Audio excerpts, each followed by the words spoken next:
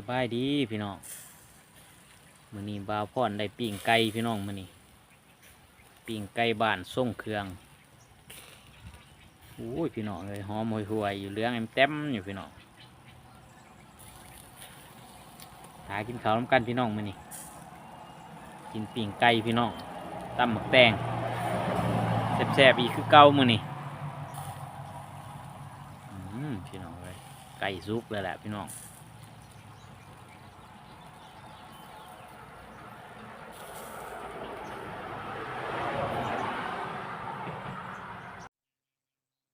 แก้วเลยพี่น้องกับข้าวมื้อนี้นี่ตำหมึกแตงพี่น้องแล้วก็ปิ้งไก่บ้านแซ่บๆพี่น้องมาพี่น้องมาแซ่บๆเหมือนกันของหวานกับกล้วยสุกพี่น้องมื้อนี้สบายดีพี่น้องสบายดีอีกเทื่อนึงเนาะพี่น้องมาพี่น้องกินข้าวน้ำบาวพรมื้อนี้แซ่บๆอีกคือเก่าพี่น้องตำหมึกแตงปิ้งไก่โอ้แซ่บเลยเมนูนี้อืมใช้ชาประเด็ก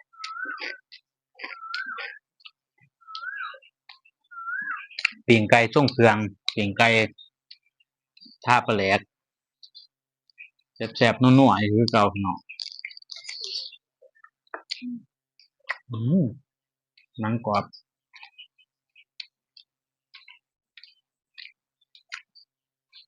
ยังไม่ตัดตอนเลยเนาะ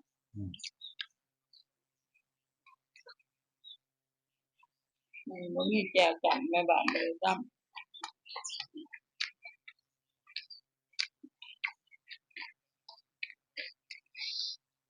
กินกับว่ากินอดเอาสามหอนวันศุกร์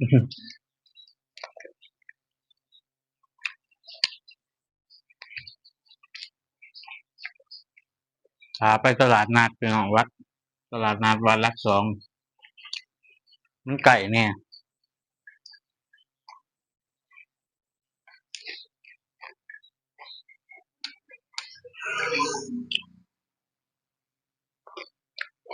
ไก่รุดเด้อนะตลาดวัดหลักสองพี่น้องไก่รุดแต่บนว่าพ่ออยู่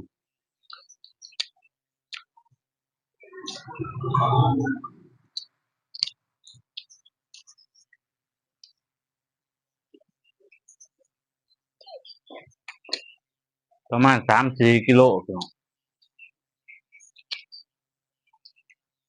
หากไปอำเภอบ้านแพ้วกับ8 กิโล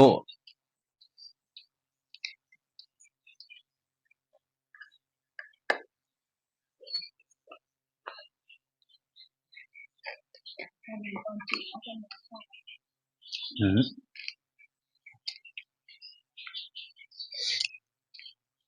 ก็ได้อืมนัวพี่น้อง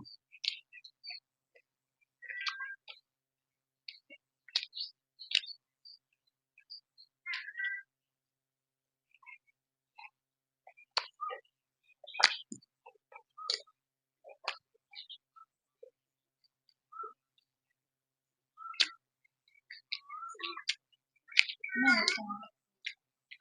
ก็อยู่ทางเนาะมันก็เตรียมเลยบรรยากาศก็ครึ้มพี่น้องมื้อนี้คือฝนสิตกอีกแล้ว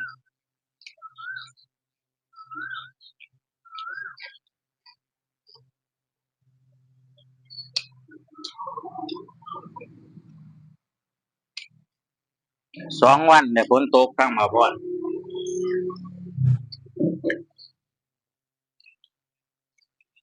บ้านนี้ก็ตกแต่ว่าบ่แห้งตัวมื้อนั้นมามื้อนี้อีกครึ้มว่าน่าสิตกแห้งอยู่มื้อนี้ให้เกิดช่องหอมนะ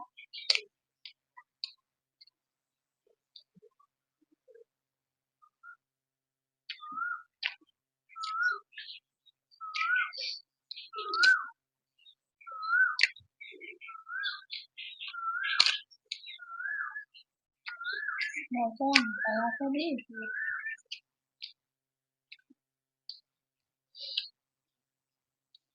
ร้อยกว่าว่ามันก็เลยไปเนี่ยทาง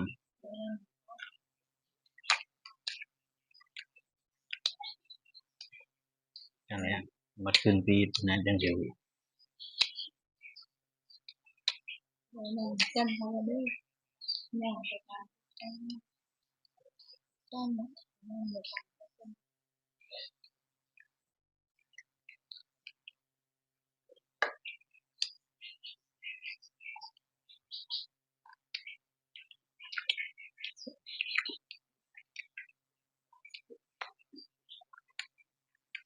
แซ่บพี่น้องกินข้าวสวย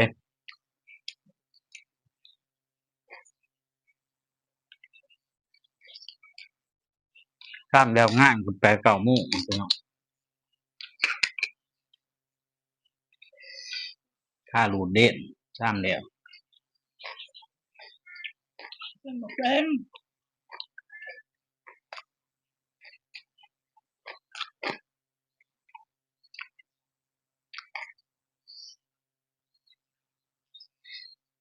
แนวกินแบบบ้านๆให้เลยพี่น้อง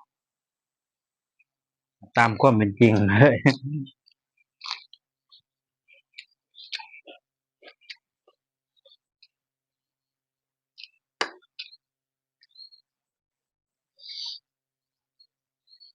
มีปีงกินปีงมีจีกินจีเนาะพี่น้อง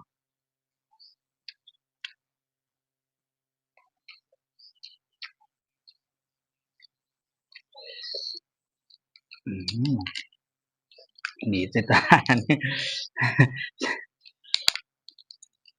เออเอ้าใส่จังสี่โดดพี่น้อง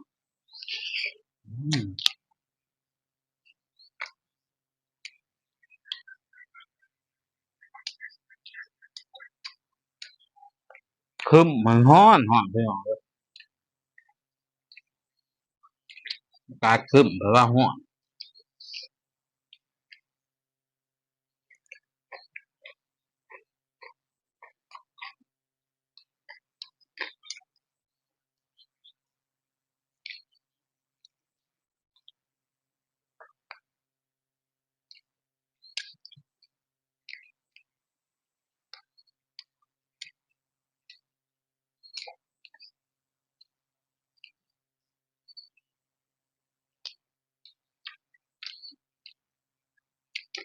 มันเหนียวดีพี่น้องไก่บ้านแซ่บแม่ลูกไป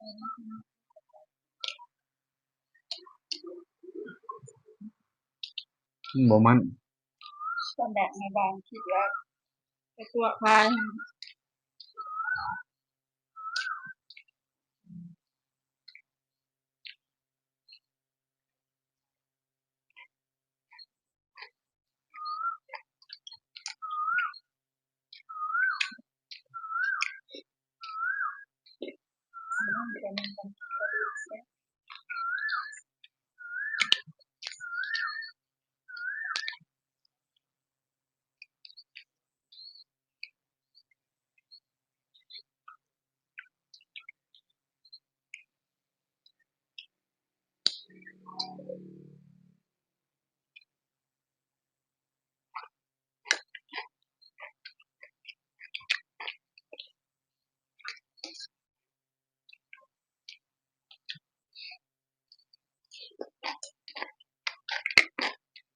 บอกว่ามีผักมีอย่างไร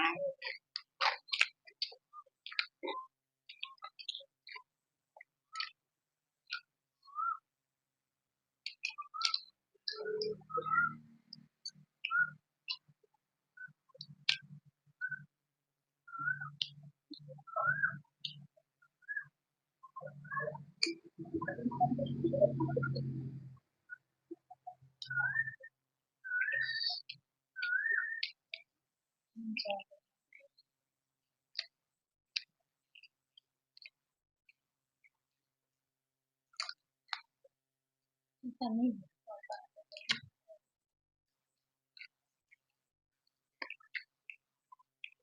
ฝนตกเปลือกมันซื่นอย่างนี้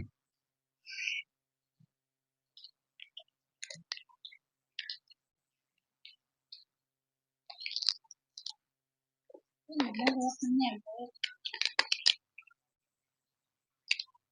ย หมูขึ้นแต่ก่อนเดี๋ยวนี้ขันทางกับบ่ทันหรอกว่าเนาะแต่ก่อนก็บ่กินมาเลยนี่ไปมากก็แวเลย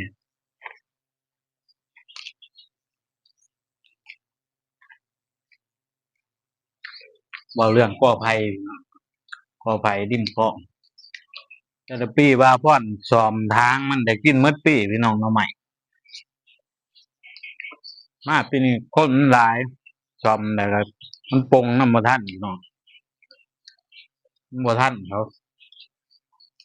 ก็เลยบ่ได้ซ่อมซัก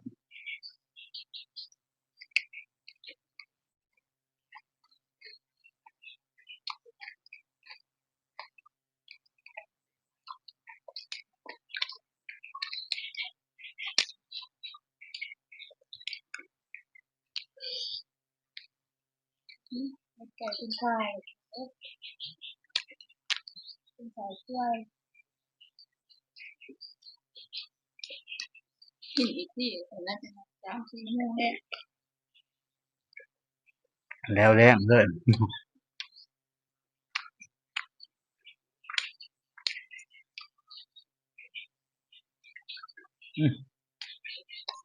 อยู่เด้อใส่ของหวานก่อนก่อยสุกหวานๆพี่น้อง